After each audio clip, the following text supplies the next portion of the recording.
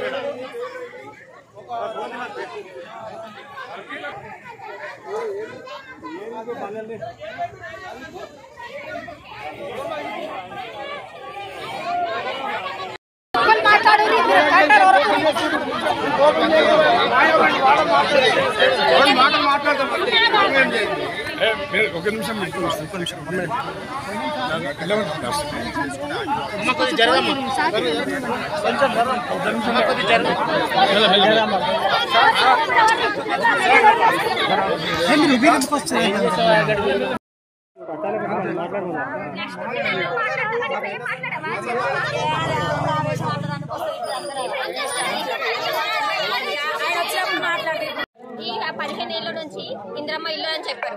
అప్పుడు అప్లికేషన్ ఇచ్చినాం. ఇప్పుడు కేసీఆర్ గారు వచ్చారు 10 ఏళ్ల నుంచి, ఆయనకి మేము అప్లికేషన్ ఇచ్చినాం. మాకు సంవత్సరం కింద కేటాయించిన ఇల్లులని, కానీ మాకు పట్ట వేయలేదు, మాకు ఇల్లు వేయలేదు. మల్లన్న సాగర్ వాళ్ళకి ఇల్లు పోయిందని చెప్పేసి వాళ్ళు కూర్చోబెట్టారు, తునికి వాళ్ళకి తెచ్చి కూర్చోబెట్టారు. అలా సర్పంచ్ ఏమంటారు సార్, మీ దగ్గర ప్రూఫ్ ఏముంది, మీరు ఎందుకు వచ్చిర్రు, వెళ్ళిపోండి, మేము ఉంటాం. 40 ఇళ్ళకి తాళాలు వేసుకుని డబల్ తాంచాలు పెట్టుకుర్రు. మాకు ఏమన్నా సార్ కేసీఆర్ గారు, మీ ముళ్ళు నాకితే నోరుతో తీస్తాడు. ఇప్పుడు ఎక్కడ ఉన్నాడు? మాకు ఎమ్మెల్యేగా మేము 3 సార్లు గెలిపించినాం. మేము మా బాధ్యత ఆయన మీద హక్కుతో గెలిపించినాం. ఆ ప్రేమ అభిమానం ఉంది కాబట్టి మాకు ఇప్పుడు ఏది, మాకు కేటాయించారు. మాకు పట్ట కావాలి, మేము కిరాయి ఇళ్ళలో ఉంటున్నాం, పిల్లల ఫ్రీగా ఉన్నారు కాబట్టి తనని అడగడానికి వచ్చినాం. హరీష్ గారిని అడగని, ప్రతాప్ రెడ్డినా గానీ కేసీఆర్ గారిని అడగడానికి వచ్చినాం. కొత్త ప్రభుత్వం వస్తే వాళ్ళు దయచేసి వాళ్ళు మాకు కలిపేయండి. వాళ్ళ కోసమే కేసీఆర్ గారు కానీ ఎవరు కానీ ప్రతి గవర్నమెంట్ కి ఓటేస్తున్నాం. హక్కు మాకు గజ్వేల్లో మేము కాబట్టి ఉంటున్నాం.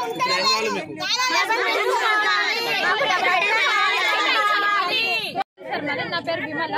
మాకు వచ్చి సంవత్సరం పోయిన ఉగాదికి వచ్చిందంటే ఈ ఉగాది కూడా దగ్గరకు వచ్చింది. మాకు పట్ట కాయలు కావాలి, మాకు ప్రూఫ్ కావాలి, మా ఇల్లు మాకు ఇప్పియండి సార్. మేము డబుల్ బెడ్రూమ్లు అడగడానికి వచ్చాం. హరీష్ రావు అన్నాడు, మేము డబుల్ బెడ్రూమ్లు అడగడానికి వచ్చాం. వీడికి దయచేసి మాకు ఒక అవకాశం ఇస్తే మేము అడుగుతాము. ఏమంటున్నారు, పోయినాం సార్, పోతే 10 లక్షలు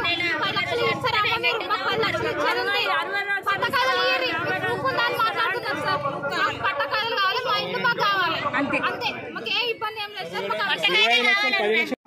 గజ్వేల్లో 1500 పేద ప్రజలు ఉన్నారు, కానీ గజ్వేల్లో ఒక పాలన చేస్తున్నారు, మంచిదే కావచ్చు, కానీ పేద ప్రజలకు న్యాయం చేస్తలేరు. గ్రామాలు పోయిన వాళ్లకు గజ్వేలకు ఇల్లు కేటాయించినాయి.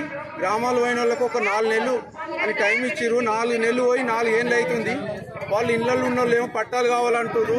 వాళ్ళ ఇళ్లలో పోయి మేము ఖాళీ చేసిన ఇళ్ళకు కూడా తాళాలు వేస్తే, అమ్మ తాళాలు వేసి ఎందుకు ఉంచిరు, మాకు కేటాయించిన ఇల్లు కావాలంటే మా ఇంట్లో వస్తువులు పోయినాయని కేసు చేస్తాము, ఆడవాళ్ళ మీద దౌర్జన్యం చేసిరని అంటుర్రు. వాళ్ళ ఊరు సర్పంచులు కూడా ఒకే మాట మీద ఉండి వాళ్ళ ఒక ఐక్యత ఉంది. మా పేద ప్రజలకు కూలీ వేసుకొని బతికే వాళ్ళు ఐక్యత లేక రోడ్డు మీద పడ్డారు.